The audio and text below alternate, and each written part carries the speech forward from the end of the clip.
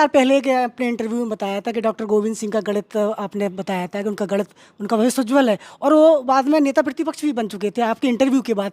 तो क्या देखिए, कहा जाए? मैंने तो चाचा से ही कहा था, डॉक्टर गोविंद सिंह जी से मैंने खुद कहा था, वो आपके अपने क्षेत्र के हैं, हमारे लाहर के हैं, हमारे ग्राम बरहा के हैं, हमारे लाहर के हैं, और लाहर बरहा में और गांव में कोई फ़र्क नहीं होता है। और हमारे पिताजी, हमारे ताऊ जी, हमारे बड़े ताऊ जी, और सब परिवार के सदस्य हैं, वो बड़े हैं। तो वो एक व्यक्तिगत लगाव है, वो अलग बात है, व्यक्तिगत प्रेम वो अलग बात है। जैसे लेकिन कोई व्यक्ति हमसे पूछने आता है तो हमें बताना ही पड़ता है जो सत्य होता है, चाहे किसी को फिर अच्छा लगे या बुरा लगे।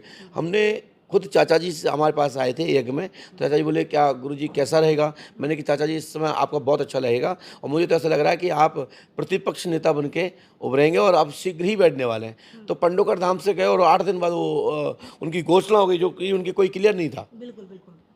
तो आज वो प्रतिपक्ष नेता हैं। सिंह जी के पास साथ में पूरा लाहौर विधानसभा की जनता उनके साथ रहती है, और सबको कर्म करना चाहिए, कर्म के आधार पर ही है। अच्छा, यदि वो ही किसी को पद दे दें कि हाँ भाई अब तू लड़, आशीर्वाद है मेरा, वो अलग बात है। उनके जीते जागते बड़ा असंभव है, क्योंकि उन्होंने लाहौर के लिए कुछ किया है।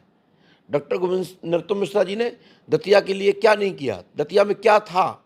माता पीताम्बरा माई की कृपा से, हनुमान जी पंडोसरा की कृपा से, माता रतनगढ़ वाली मैया की कृपा से आज दतिया स्वर्ग, दतिया एक उत्तर प्रदेश की में जैसे सैफई है, उसी तरीके से आज वहाँ पे हॉस्पिटल्स हैं। आज कितना अच्छा तहसील बन गई है, आज कितने अच्छे वहाँ पर कलेक्ट्रेट तैयार हो गई है, कितने अच्छे ब्रिज हो गए हैं। दतिया में बड़ा से बड़ा विकास दतिया की जनता को देखने को मिल रहा है, ये साधारण बात नहीं है। तो 2023 का गणित इन दोनों के लिए क्या कहता है डॉक्टर गोविंद? डॉक्टर नरोत्तम मिश्रा जी गृह मंत्री हैं। उनके लिए भी आपने घोषणा की थी कि शायद वो कुछ बड़ा पद उनको मिल सकता है। मिल नहीं सकता, मिलेगा, और भी मिलेगा।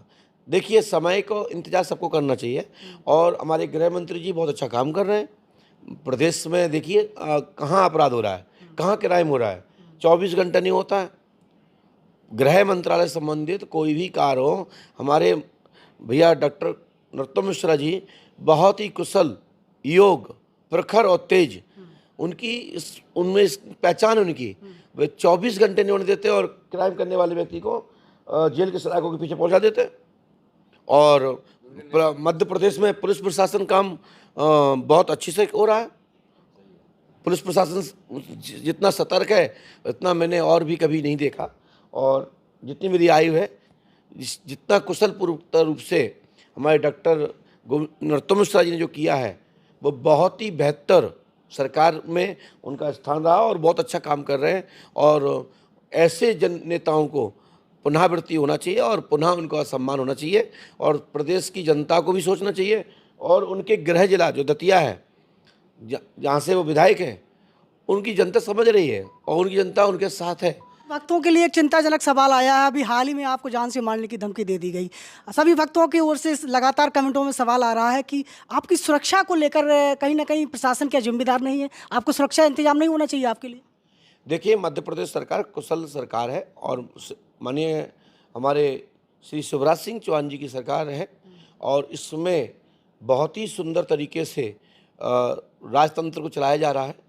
और इस समय पंडोकर धाम में शासन प्रशासन की व्यवस्था है, और जब सनातन का काम करते हैं, राम राज की स्थापना की बात करते हैं, संतों की बात करते हैं, मंत्रों की बात करते हैं, यज्ञ की बात करते हैं, समाज के उत्थान की बात करते हैं, तो राक्षस तो चलते ही हैं। तो मुझे इस प्रकार की गीदड़ धमकी अनेकों बार मिल चुकी है, हजारों बार इस तरह की धमकी आ चुकी हैं, लेकिन प्रशासन ने तत्काल उस पर एक्शन लिया, तो मुझे इसका कोई चिंता नहीं है। और हनुमान जी जिस हमारे साथ में है, जिस दिन हमारी आ जाएगी उस दिन कोई रोक नहीं पाएगा, और समय से पहले कोई कुछ कर नहीं सकता। मुझे अपनी संतों की वाणियों पर, अपने ऋषियों गुरुओं की वाणी पर पूर्ण भरोसा और विश्वास है। मैं आप लोगों से इतना ही कहूँगा कि शासन का काम शासन कर रहे हैं, प्रशासन का काम प्रशासन कर रहा है। मैं अपना काम कर रहा हूँ सनातन के लिए।